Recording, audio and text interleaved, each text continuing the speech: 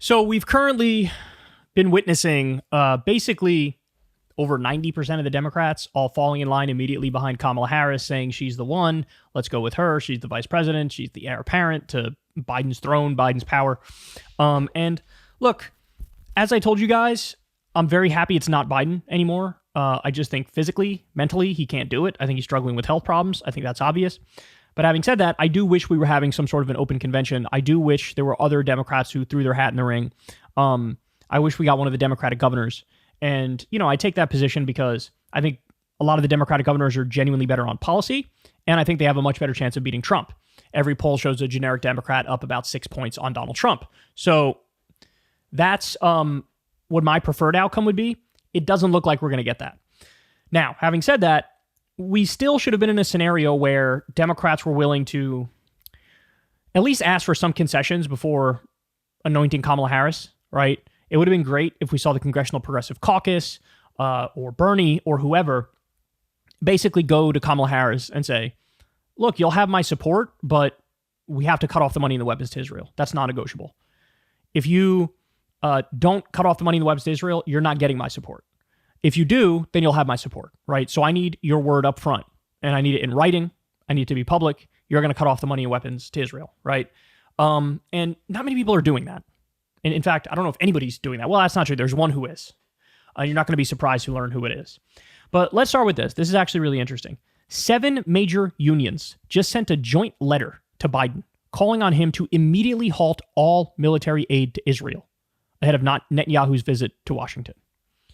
That's the SEIU, the NEA, the UAW, the UE, the APWU. That's the postal workers, AFA. That's flight attendants, and IUPATs. That's the painters. Now, by the way, there are a number of unions that have literally already come out and endorsed Kamala Harris. I saw a list of like 6 or 7 of them the other day as well. This is a different set. There's probably some overlap, though, in the ones that endorsed Kamala and also were asking for this. But I love seeing that the unions are getting involved in such an important issue because there's different philosophies, right? One philosophy is like, just don't touch social issues at all. You want to build as big a tent as possible when it comes to economic issues. And so let's put economics front and center and let's put the social stuff on the back burner.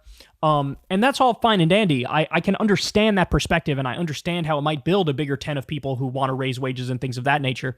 But at the same time, when you have an issue that's as important, arguably the most important issue as arming and funding a genocide, to see the unions who are supposed to be focused on economics say, look, we'll stick our neck out for this because this is a moral no-brainer, right? I respect the shit out of that.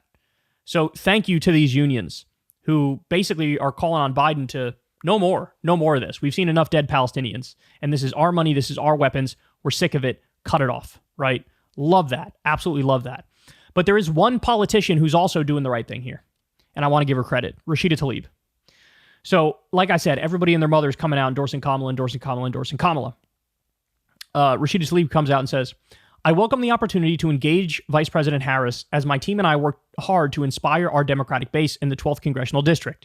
They want to see a permanent ceasefire and an end to the funding of genocide in Gaza. They want to see immigration policies that support a fair and humane system, not one that vilifies immigrants. They want to see a clear path to ending fossil fuel subsidies that continue to poison our air and water. They want to see the end to our inhumane healthcare system and the attempts to dismantle our public education system.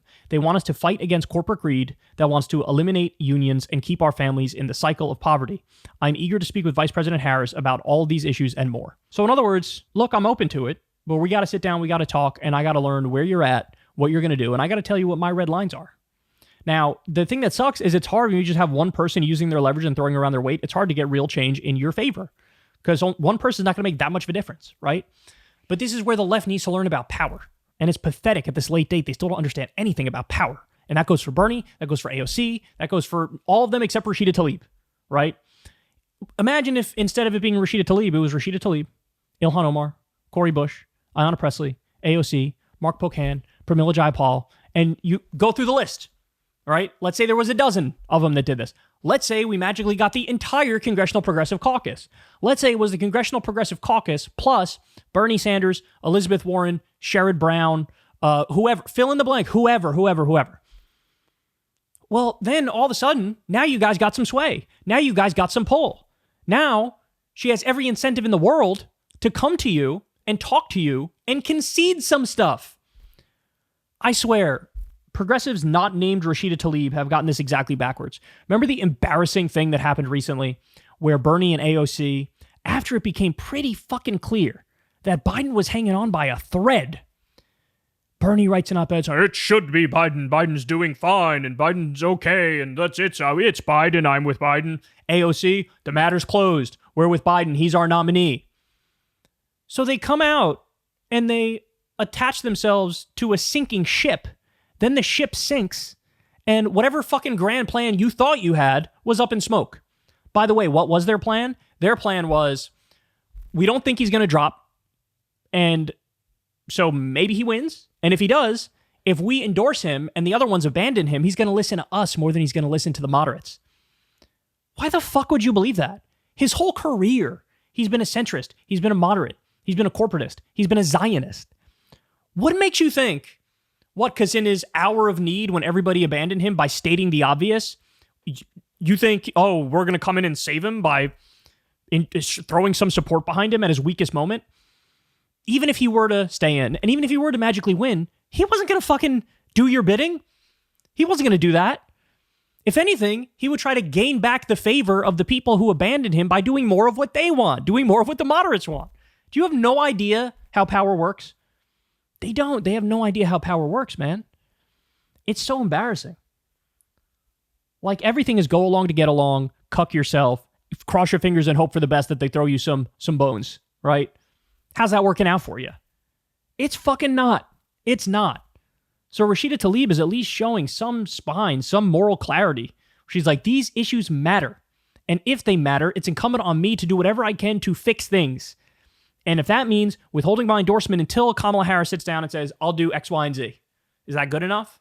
And you decide yes or no. She says yes. Well, there you have it. Then you go out, you endorse her, you say, Vice President Kamala Harris is our candidate. She's our nominee. I support her. And the reason I support her is because she says she's going to change our Israel policy and she's going to cut off the money and the weapons. But no. We're going to play that inside game and outplay everybody. You motherfuckers aren't even playing checkers and they're playing chess. When you look at how Obama and Pelosi were moving behind the scenes and how effective everything they did was compared to what the so-called left-flank Democrats are doing, it's embarrassing, bro. Like, just read a book or two. Jesus Christ. Read a book or two. Read that book, The Laws of Power, 48 Laws of Power, whatever it is. Read some shit from read about Machiavellian tactics, right? Like, they just have no idea how this shit works. And look, for Rashida Tlaib, I think she's doing it more based on principle. But if the principle drives you to good strategy, that's great. I'll take it, right? So anyway, there you have it. Good for Rashida Tlaib. She's not going along with the crowd, and I give her a lot of respect for that. Hey, y'all, do me a favor and like and subscribe. It helps out big time in the algorithm. Click the bell as well for notifications when videos drop, and watch that video on screen right now. You know you want to.